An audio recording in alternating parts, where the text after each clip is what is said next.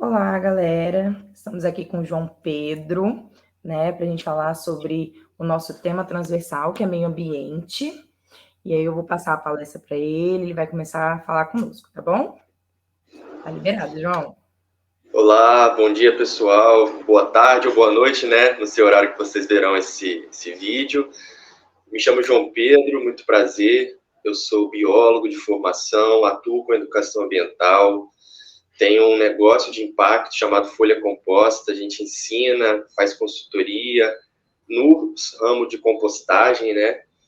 E trabalho também com consultoria ambiental, nessa parte de resíduos sólidos urbanos, um contato melhor com a natureza e como a gente pode praticar melhor hábitos positivos com relação ao meio ambiente. Ô, João, como é que... Conta um pouquinho mais sobre você, sobre sua história. Como é que chegou você aí para esse caminho, sabe, sobre o meio ambiente? O que te levou aí para esse lado da biologia, da ser biólogo e falar sobre o meio ambiente? Ah, legal, Bruna. Poxa, a minha história teve uma proximidade muito grande ainda na minha adolescência, sabe, Bruna? Eu passava horas mexendo. Eu estabeleci um cantinho onde eu morava, era um cantinho pequeno de 10 metros quadrados. E lá eu comecei a cuidar de plantas, assim, eu fiquei fascinado, ainda não havia ingressado na faculdade, no curso de biologia, o qual a gente aprende muito sobre a natureza, né? E lá eu comecei a despertar e enxergar a natureza de uma outra forma, né? Eu vi que nos detalhes a gente consegue apreciar, entender alguns fenômenos que acontecem e acabei me interessando muito por cuidar de plantas. Então eu adotei um espacinho lá, como eu falei, pequeno, mas assim encheu de vida e trouxe uma transformação grande ali para o espaço. E de lá para cá eu comecei a me aperfeiçoar, comecei a me interessar demais por temas transversais, comecei a praticar a coleta seletiva em casa, comecei a olhar para dentro do meu consumo e foi um divisor de águas, assim, na minha relação com a natureza, com o meio ambiente, o respeito, né, a tudo que nos cerca, né? Tudo tem um propósito, eu acredito nisso, né? A natureza não está aqui à toa, e mesmo nos centros urbanos, nas cidades onde a gente mora, a gente precisa aprender a ter esse olhar mais cuidadoso com cada elemento, né? Com cada aspecto da natureza. Ah, bacana. Só um minutinho que eu acho que deu uma breve travada. Mas consegue me ouvir, João? Consigo, Bruno, estou escutando. Show. E o meio ambiente, afinal, é só a parte verde, só os manguezais, as florestas, os rios, etc. Ou é também onde a gente habita diariamente, né? O meu quarto, a minha rua. Faz uma introdução para nós aí. Claro, Bruno, é muito importante isso, né? Às vezes a gente tem um olhar sobre meio ambiente, é um furacão, a gente pensa muito num lado que causa impacto, né? Assim, a natureza, nós achamos que ela representa algo muito estrondoso, muito maior. E sim, também, ela também causa isso, né? Ainda mais nos dias de hoje, a gente está vendo aí as mudanças climáticas em evidências, vários lugares do planeta ao qual a gente não tinha ali uma certa manifestação de um fenômeno natural, como o Brasil está tendo hoje.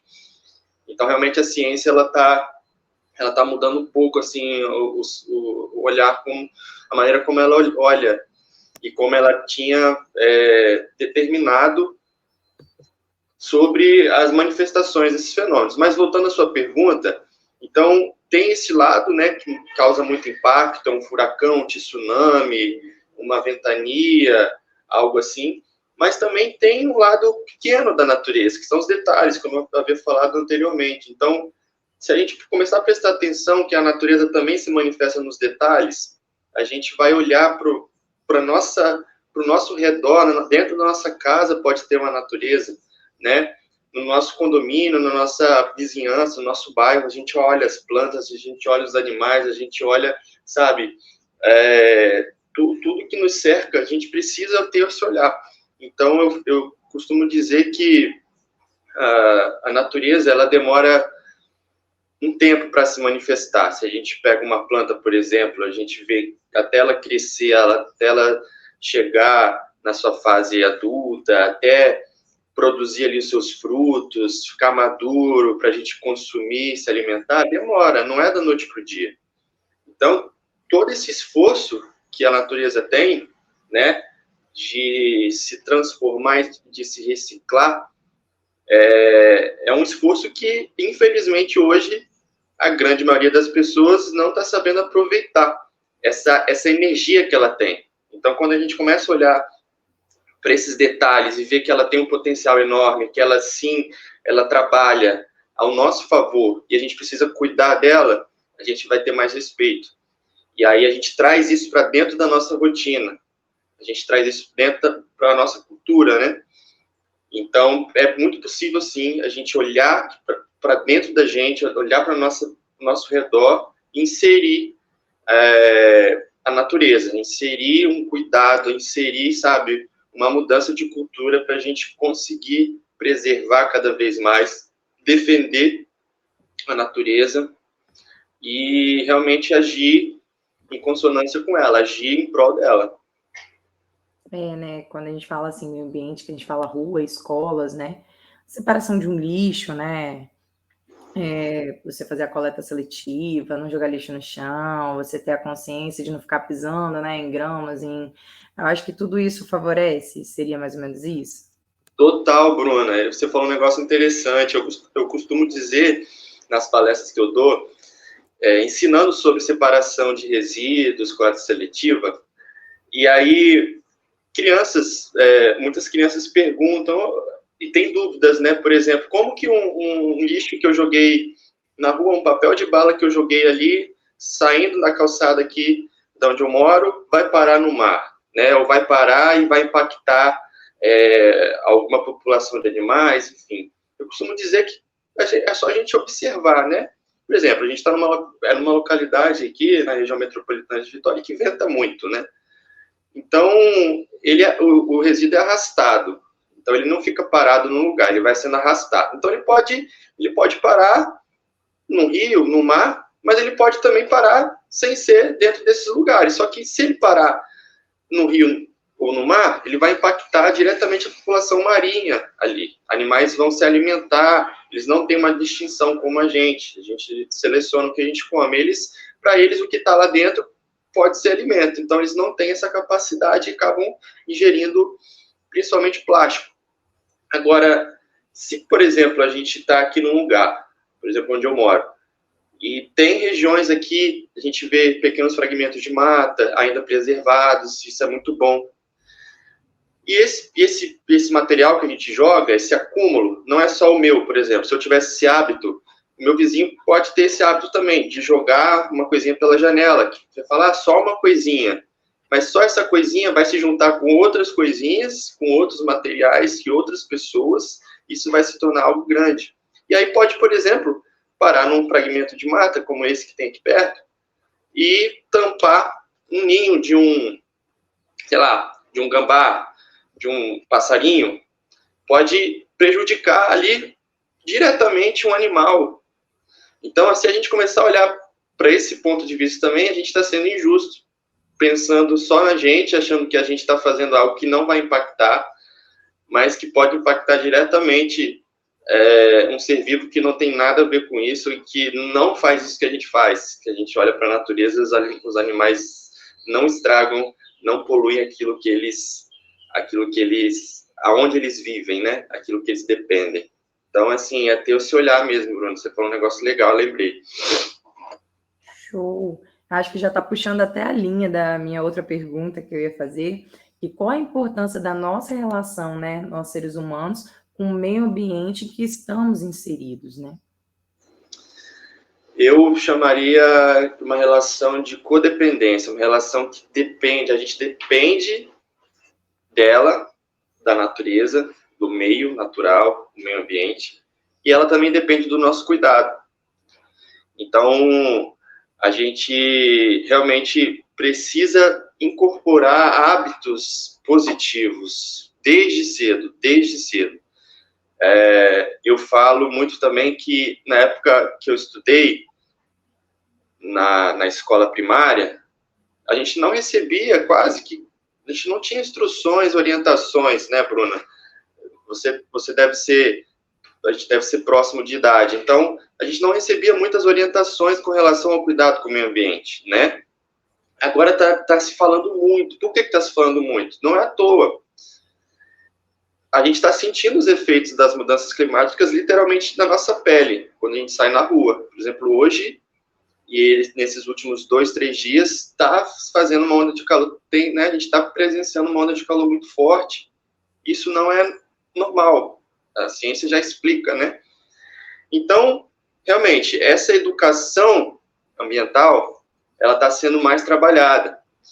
E desde cedo, a gente precisa realmente ter um olhar muito voltado para ensinar as presentes gerações e nos reeducar também, nós, que não recebemos essa orientação, para estar incorporando esses hábitos, né? Seja praticar coleta seletiva, acho que para quem quiser começar, eu não sei se vai ser o tema aí da próxima pergunta, mas se você me permitir, a gente já pode puxar o gancho. Eu tenho alguma lista aqui do que a gente pode fazer. Uhum. A minha próxima pergunta seria quais os cuidados imprescindíveis para que essa relação se torne saudável? Realmente é um gancho da minha próxima pergunta. Legal. Então, fique à vontade. Tá ótimo, Bruna. Tá me escutando? Tô sim. Então, eu acho que a gente pode, primeiramente, em casa, a gente separar os resíduos em 3 partes. São as 3 partes que é muito falado hoje em dia, que a gente precisa ter esse hábito.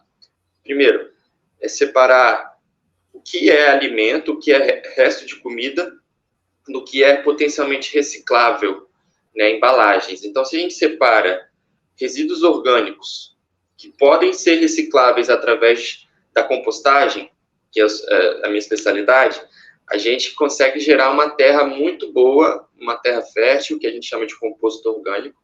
E a gente está tirando do lixo, né? O que é lixo? Só para fazer um contexto aqui, é aquilo que não pode ser aproveitado. Se a gente pega o dicionário e lê, é aquilo que não tem valor, é aquilo que tem que ser eliminado, retirado do nosso meio. Só que não, a gente está colocando no lixo coisas muito valiosas, como eu falei, a natureza demora um tempo para crescer. Se a gente pega aquele alimento, aquela casca de fruta, legume, verdura, coloca no lixo, a gente está falando assim, isso não tem valor. Só que se a gente colocar numa composteira, por exemplo, inserido numa horta, a gente vai ver que aquilo é excelente para a terra. Aquilo vai gerar vida. Com isso você fecha um ciclo da natureza. Que a própria floresta faz isso, né? Ela recicla ali os nutrientes, porque as folhas vão caindo, as frutas vão caindo e o solo da floresta vai se reestruturando. Então, dentro de casa, a gente pode separar o resíduo orgânico. Se tiver uma composteira, bota para a composteira. É muito fácil, é muito simples, é muito prático. A internet hoje já ensina. Um simples clique no YouTube você consegue aprender. O resíduo reciclável, seco, a gente separa também e destina isso para os catadores de materiais recicláveis, em associações, principalmente, que eles vão pegar esse material, vão separar melhor e vão vender. Vai gerar emprego e renda para eles. São pessoas que se organizam porque não tiveram acesso a um trabalho, mas hoje já estão tendo acesso a um trabalho se a gente conseguir sempre ir ajudando eles, separando materiais e entregando para eles. E a última parte, que é a terceira que eu falei, é o rejeito.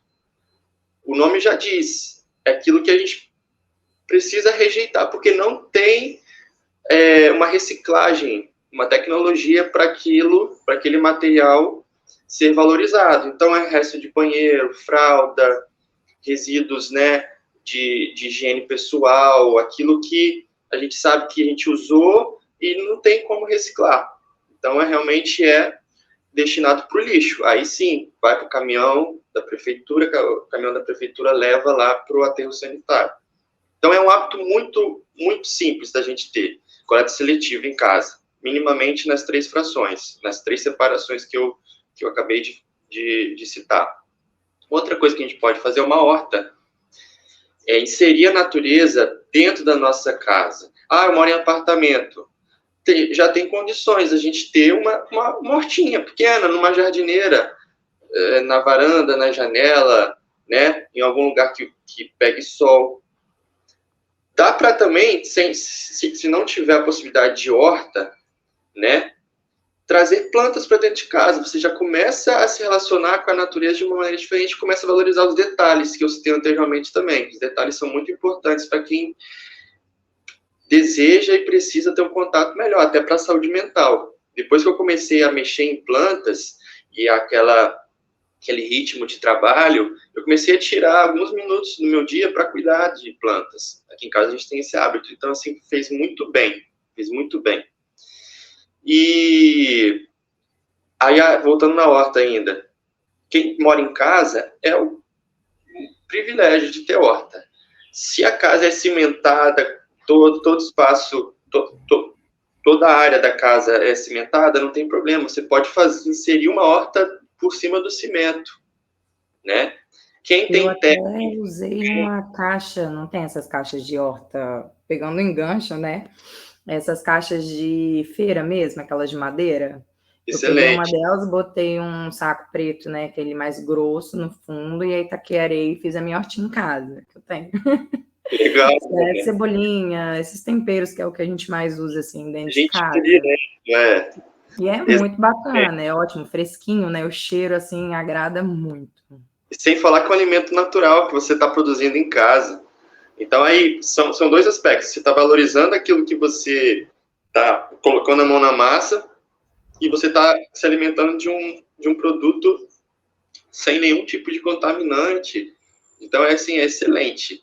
É um hábito que eu recomendo para todo mundo. Então, horta, coleta seletiva, finais de semana, principalmente, né, para quem trabalha com os filhos, sair e visitar algum dos parques que a gente tem. A gente tem muitos parques aqui na região metropolitana de Vitória, né? E procura na sua cidade. Se você não é da região metropolitana, mas mora em outro município, em outro estado, procure. Tem parques, porque todo município, toda região precisa ter áreas preservadas de natureza.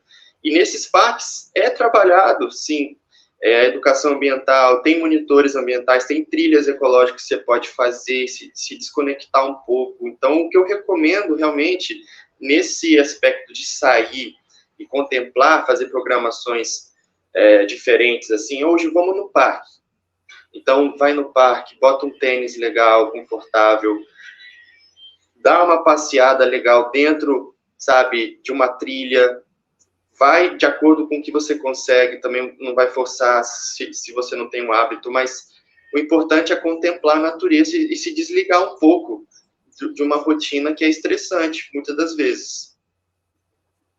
Perfeito. Acho mesmo que é o caminho, eu gosto muito, é uma terapia, final de semana é bom, eu tenho um ranchinho, a gente vai pro rancho, é tão bom a natureza, que realmente faz a diferença na nossa rotina, no estresse, também sai um pouco da internet, né, o computador, notebook, televisão, então faz bem, realmente. Excelente. E nos projetos sociais, João, como que devemos ensinar os cuidados com o meio ambiente para os nossos alunos? Como é que a gente pode fazer isso? Projetos sociais, ótimo. Primeiramente, escolher esse tema, meio ambiente, é algo assim, que está sendo muito trabalhado, igual eu falei. Então, não tem como fugir. Esse tema, meio ambiente, sustentabilidade, é algo que está sendo falado, é algo que precisa, muito mais do que está sendo falado, é algo que é necessário e urgente. Então, dentro do tema meio ambiente e sustentabilidade, você pode trabalhar N segmentos, assim, muitos temas transversais, né? Então, se dedicar a trabalhar por campanhas, programas e projetos que vão atingir um objetivo. Por exemplo, vou citar um exemplo para ficar mais fácil o meu conselho aqui. Eu trabalhei durante algum tempo na graduação sobre ensinar educação ambiental sobre o inseto abelha.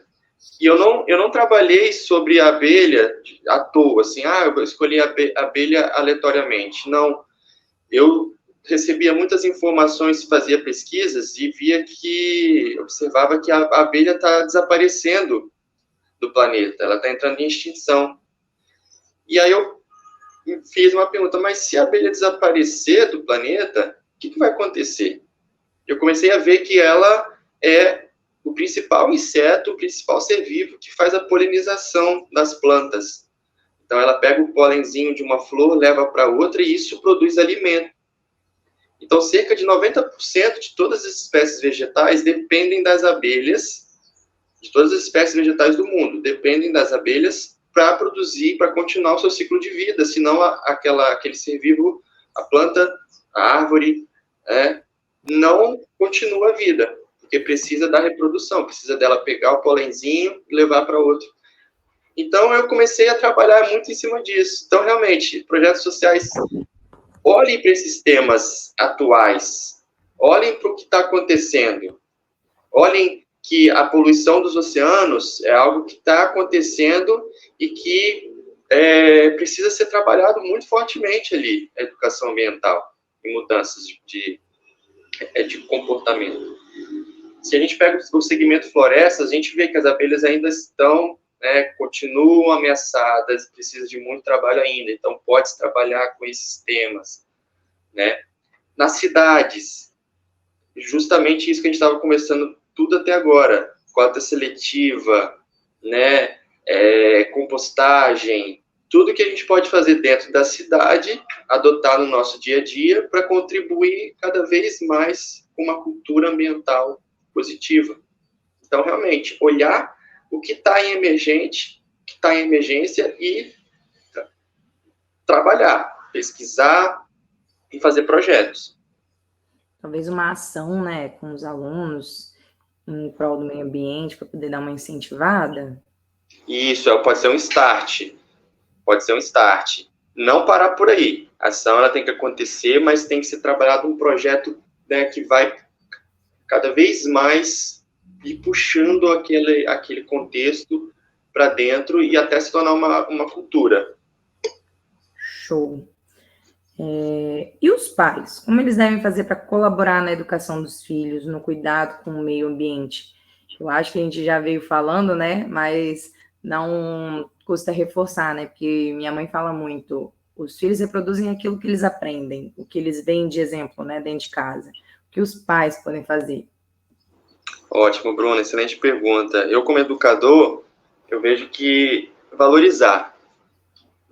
Eu vou citar aqui 2 faixas etárias. Criança, né, até ali as 9, 10, 11 anos, e adolescente, pré-adolescente, adolescente, jovem, né? Eu acho que a criança, ela ainda tem a curiosidade muito forte nela. Ela ainda tem, ela não tem a vergonha ainda de se expor, de falar e de perguntar, principalmente. Então, valoriza essa faixa etária.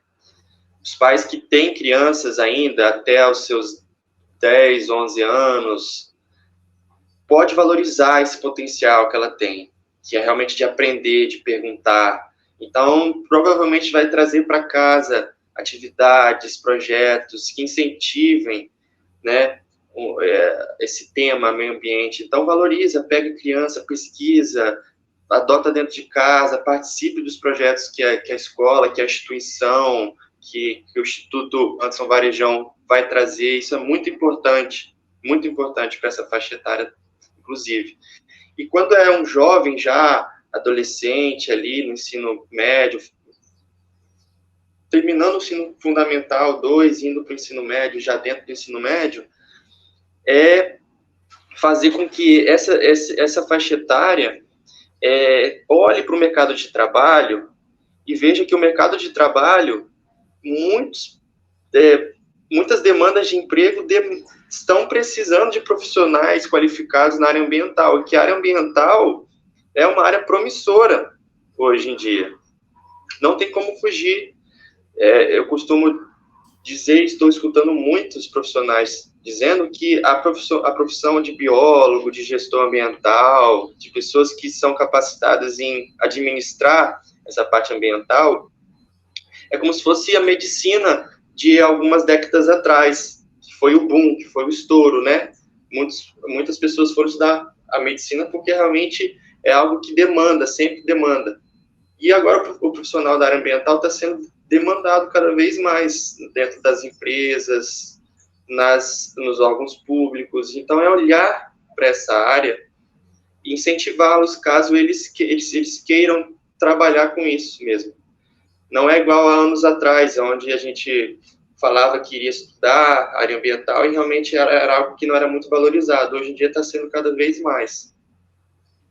Verdade, é uma responsabilidade, né, que as empresas e nós, como cidadão, também temos que ter. Sim, Bruna. E qual a importância dos 3 R's, né? O reciclar, reutilizar e reduzir, né? Para o mundo. E como os pais devem ensinar essa medida de cuidado com o meio ambiente? Ótimo, Bruna. Acho que é um resumão, né? Se a gente pega os 3 R's, se a gente conseguir praticá-los no nosso dia a dia, vai ser de extrema importância para a gente adotar essa cultura. Então, eu começo dizendo que lá quando a gente vai no mercado, a gente já pode começar a praticar os 3 R's. Quando a gente vai escolher o produto que a gente vai trazer para casa, né? Então, reduzir. O reduzir é algo que nos faz refletir. Porque se a gente consome de forma exagerada, e muitas das vezes não prestando atenção naquilo que a gente traz para dentro de casa, daquilo que a gente consome, que a gente bota para dentro do nosso organismo, se for de forma exagerada e sem critério, a gente vai acabar prejudicando tanto um lado quanto o outro. O meio ambiente,